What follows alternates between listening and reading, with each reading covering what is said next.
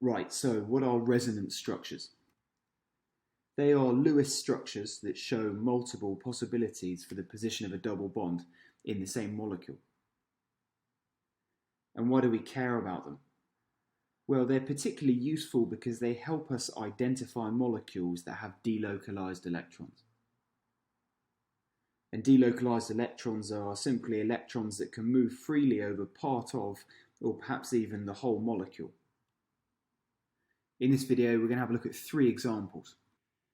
For example number one, let's look at an ozone molecule which has the formula O3. And if I draw a Lewis structure for ozone, it looks something like this.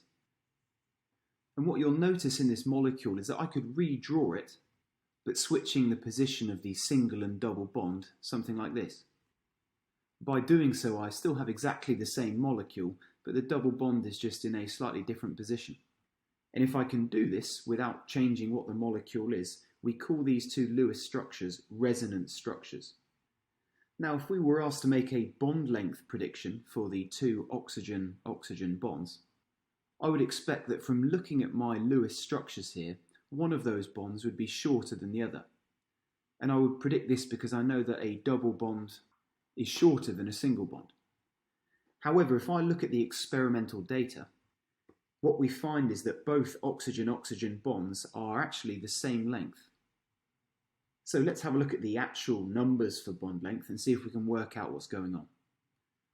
When I measure the oxygen-oxygen bonds in the ozone molecule, I find that the bond length is 127 picometers.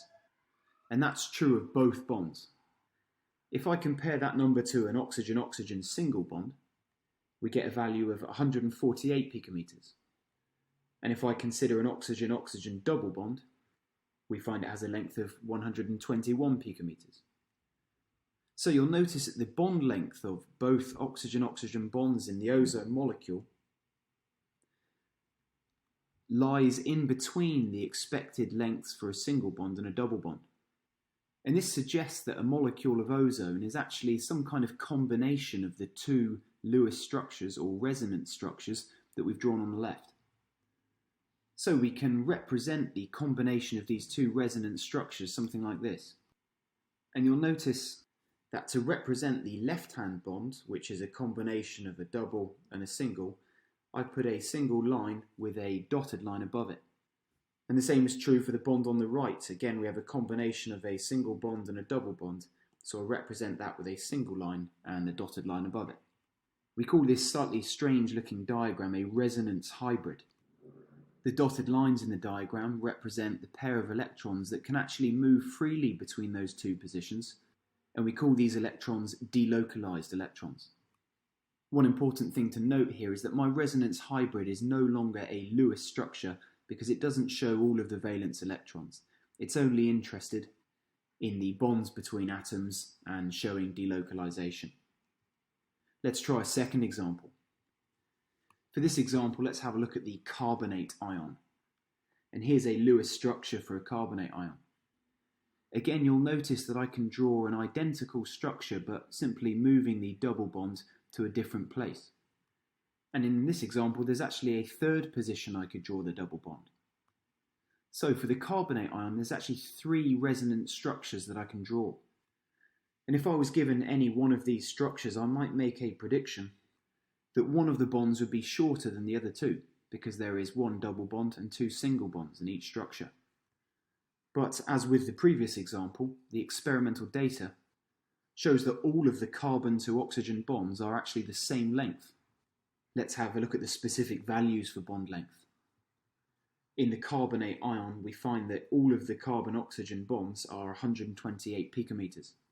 And we might compare this with the bond lengths for a carbon-oxygen single bond and a carbon-oxygen double bond.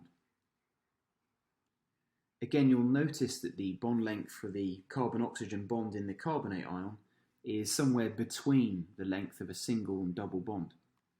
So again, the actual structure of the carbonate ion must be some combination of the resonance structures.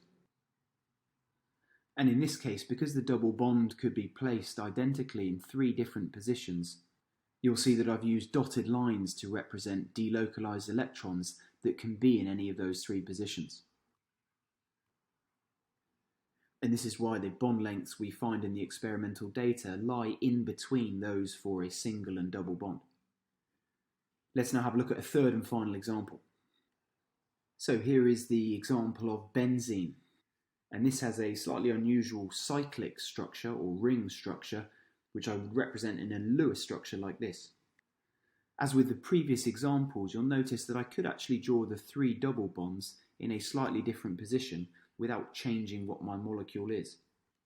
So we've identified 2 resonance structures that are possible for benzene.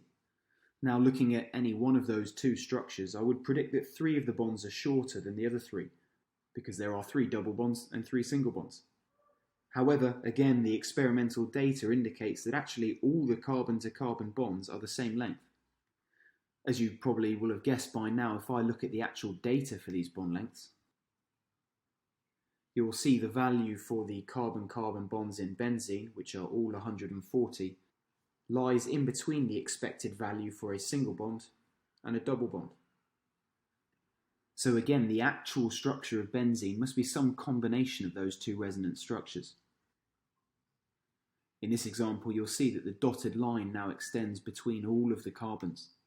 So my delocalized electrons can actually move freely across the whole structure, which leads to some particularly interesting properties for benzene.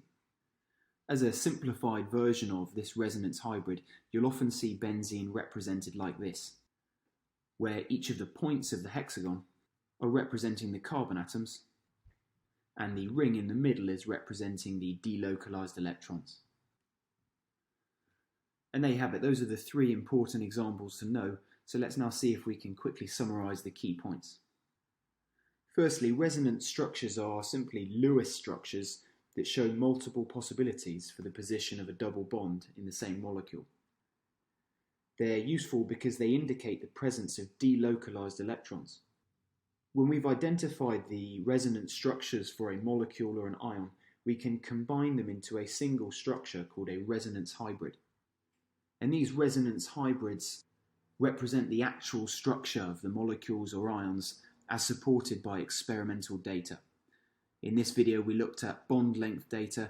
I could also look at bond strength data to reach the same conclusions. And that will probably do for resonance structures, so hopefully you found this video of some help.